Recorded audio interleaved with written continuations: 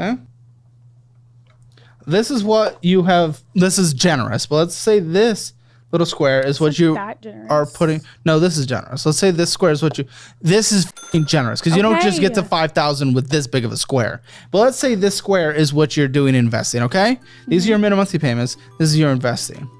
But you also spend another additional full-size square above your income on going out to eat and other bull. You're only able to do this investing because you're having access to credit cards right here. You think you're in a good place because this square exists, but it wouldn't exist without the credit cards, without you deferring your spending.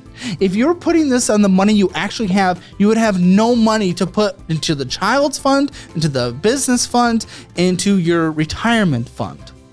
The only reason you think you're doing okay is because of this, but it's only there because of this. Kind of like my safety net.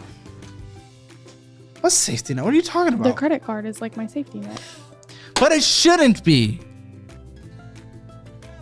It's risky because it's going to come back to bite you and you don't have enough. Let me see those Lindsay emojis in chat. Does that make sense?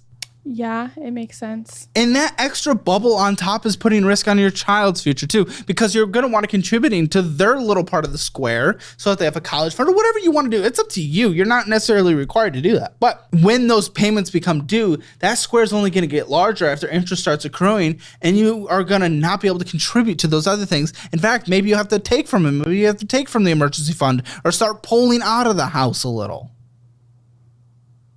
And again, on here, we had literally $3,301 of purchases. $3,300 of purchases. Well, it's Christmas time too. Your Christmas. It's not. You're a few weeks away.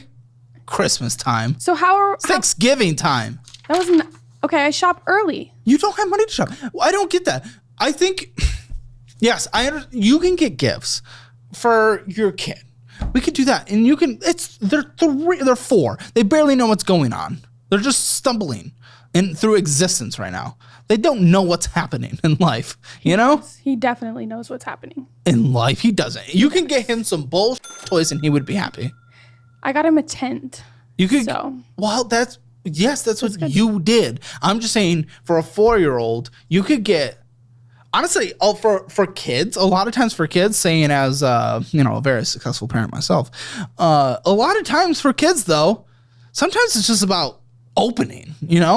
If you just get them, you could get them dollar store toys, but if they can open 1,000 things, I feel like they're having the best time, best Christmas ever. Not a big tent. It'll be cool. It'll create cool experiences, but you could do Christmas on the cheap. The $3,000 that you spent on there, that just even sitting in, if I take that, let's pretend I put my child's fund in my Moo investing app, that gets 8% return on its money.